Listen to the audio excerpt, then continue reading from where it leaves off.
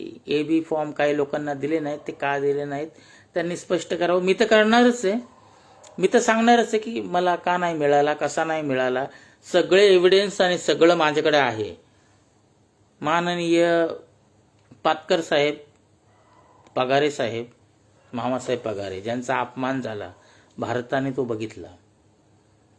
असं असूनही जर का त्यांचं जर का पक्षावर जर का लक्ष नसेल, शोकांतिका आहे फार मोठी. राष्ट्रीय काँग्रेस पक्ष भारताला स्वतंत्र मिळवून दिला असा हा पक्ष आहे. दिलेली आहे ही जी आहे प्रेस नोट मी दिलेली आहे. हे उद्या छापून येणार, हे छापून येणार. मी बातमी दिलेली आहे. मला एबी फॉर्म का नाही दिला, काँग्रेस पक्षाने मला एबी फॉर्म का दिला नाही.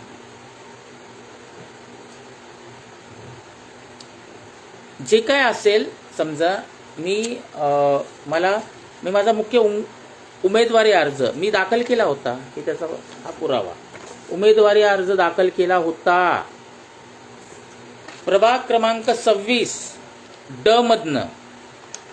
ज्या वेळेस मला उमेदवारीसाठी फोन आला की तुमचं एबी फॉर्म आलेला आहे आणि तुम्ही पक्ष कार्यालयात येऊन तुमचा एबी फॉर्म कलेक्ट करा आणि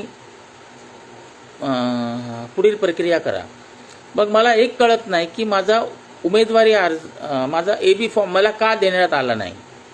जे कोणी तिथे पदाधिकारी असतील त्यांना समजलं पाहिजे की माणूस एका सेन्सिटिव्ह प्रभागामधनं निवडणूक लढतोय, तो निवडणूक लढतोय तर त्याचं काहीतरी उद्दिष्ट आहे जनतेच्या प्रती, हे त्यांना कळायला पाहिजे. काँग्रेस पक्षाच्या पदाधिकाऱ्यांना मी काँग्रेस पक्षाला दोष देत नाही, त्याच्यातले जे काही पदाधिकारी असतील, कुठलाही पक्ष काही चुकीचा अजेंडा राबवत नाही, पण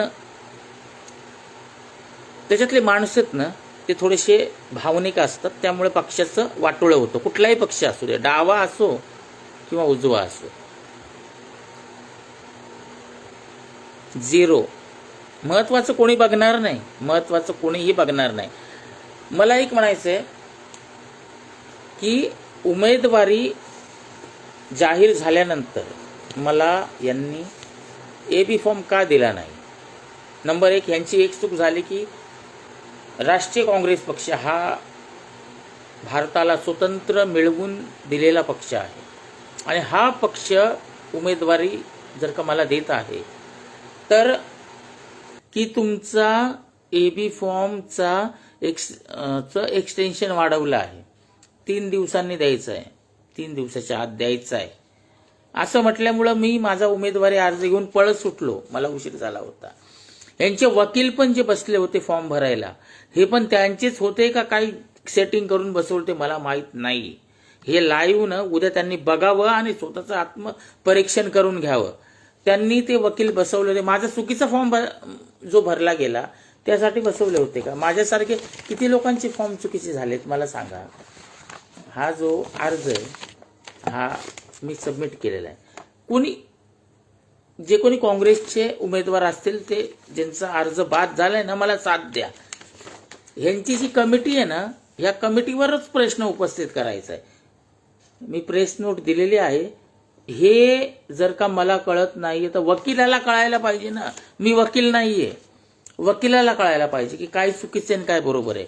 पैशासाठी त्यांनी पाहिजे तसा फॉर्म भरला आणि माझा उमेदवारी अर्ज आहे तो रिजेक्ट झाला. याच्यात हात कुणाचा आहे? माझा, वकिलाचा, पक्षाचा की विरुद्ध पक्षाचा? कळायला मार्ग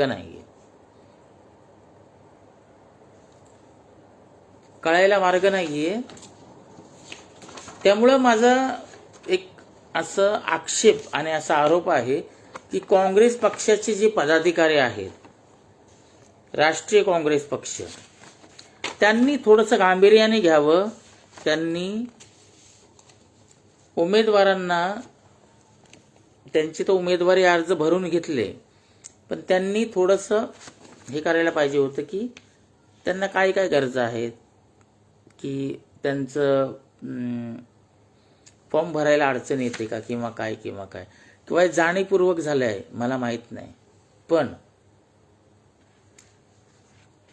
माझ्यासोबत मला अशी शंका आहे, माझा आरोप